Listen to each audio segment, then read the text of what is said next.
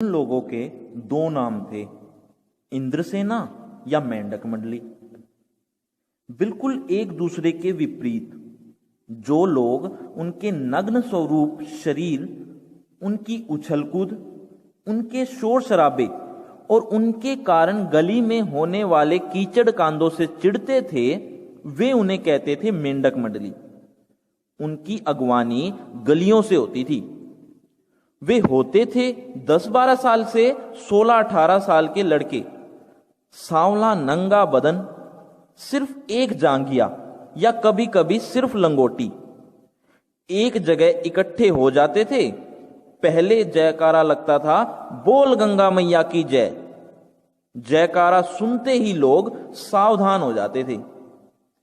स्त्रियां और लड़कियां छज्जे बारजे झांकने लगती थी और यह विचित्र नंग धड़ंग टोली उछलती कूदती सामूहिक पुकार लगाती थी, काले मेघा पानी दे, काले मेघा पानी दे, गगरी फूटी बैल प्यासा, पानी दे गुड़दानी दे, काले मेघा पानी दे, काले मेघा पानी दे। उछलते कूदते एक दूसरे को धकियाते ये लोग गली में किसी दुमले मकान के सामने रुक जाते और कहते, पानी दे मैया, इंद्रसेना आई है। और जिन घरों में आखिर जेठ या शुरू आषाढ़ के उन सूखे दिनों में पानी की कमी भी होती थी, जिन घरों के कुएं भी सूख जाते थे, उन घरों से भी सहेज कर रखे हुए पानी में से बाल्टी या घड़े भर भर कर इन बच्चों को सर से पैर तक तर कर दिया जाता था। ये भीगे बदन मिट्टी में लोट पोट लगाते पानी फेंकने से पैदा हुए कीचड़ में लथपथ हो जाते थे। हाथ, पांव, बदन, मुंह, पेट सब पर गंदा कीचड़ मल कर फिर हांक लगाते, बोल गंगा मैया की जय। और फिर मंडली बनाकर उछलते कूदते अगले घर की ओर चल पड़ते और बादलों को टेरते, काले मेघा पानी दे, काले मेघा पानी दे। वे सचमुच ऐसे दिन होते जब गली मोहल्ला, गांव शहर, हर जगह लोग गर्मी में भुन भुन कर त्राहिमाम कर रहे होते। जेठ के 10 तपा बीत कर आषाढ़ का पहला पखवाड़ा भी बीत चुका होता, पर क्षितिज पर कहीं बादल की रेख भी नहीं दिखती होती। कुएं सूखने लगते। नलों में तो एक तो बहुत कम पानी आता और आता भी तो आधी रात को, मानो खोलता हुआ पानी हो। शहरों की तुलना में गांव में और भी हालत खराब होती थी। जहां जुताई होनी चाहिए वहां खेतों की मिट्टी सूख कर पत्थर हो जाती, फिर उसमें पपड़ी पड़कर जमीन फटने लगती। लू ऐसी कि चलते चलते आदमी आधे रास्ते में लू खाकर गिर पड़े। ढोर डंगर प्यास के मारे मरने लगते, लेकिन बारिश का कहीं नाम निशान नहीं था।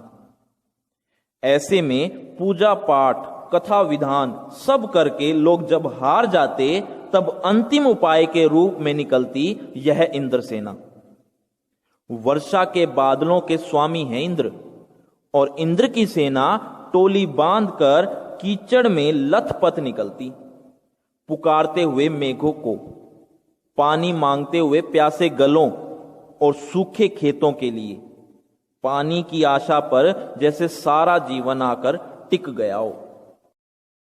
बस एक बात मेरे समझ में नहीं आती थी कि जब चारों ओर पानी की इतनी कमी है, तो लोग घर में इतनी कठिनाई से इकट्ठा करके रखा हुआ पानी बाल्टी भर भर कर इन पर क्यों फेंकते हैं। कैसी निर्मम बर्बादी है पानी की। देश को कितनी हानि होती है इस तरह के अंधविश्वासों से। कौन कहता है इन्हें इंद्र की सेना? अगर इंद्र महाराज से ये पानी दिलवा सकते हैं तो खुद अपने लिए पानी क्यों नहीं मांग लेते? क्यों मोहल्ले भर का पानी नष्ट करवाते घूमते हैं? नहीं, यह सब पाखंड है, अंधविश्वास है। ऐसे ही अंधविश्वासों के कारण हम अंग्रेजों से पिछड़ गए और गुलाम बन गए। मैं असल में था तो इन्हीं मेंढक मंडली वालों की उम्र का, पर कुछ तो बचपन के आर्य समाजी संस्कार थे और एक कुमार सुधार सभा कायम हुई थी जिसका उपमंत्री मैं बना दिया गया था। सो समाज सुधार का जोश कुछ ज्यादा ही था।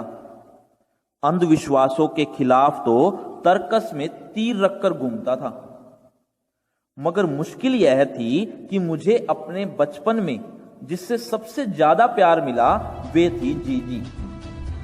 यूं मेरे रिश्ते में कोई नहीं थी, उम्र में मेरी मां से भी बड़ी थी, पर अपने लड़के बहू सबको छोड़कर उनके प्राण मुझी में ही बसते थे।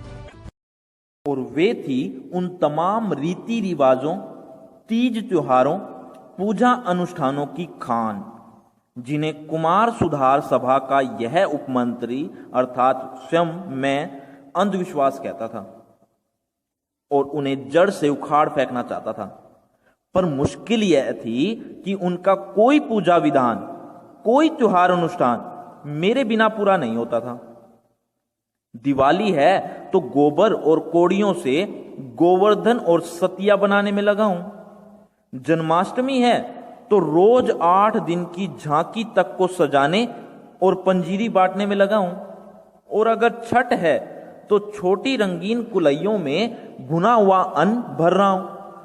किसी में भुना चना, किसी में भुनी मटर, किसी में भुने अरवा चावल, किसी में भुना गेहूं।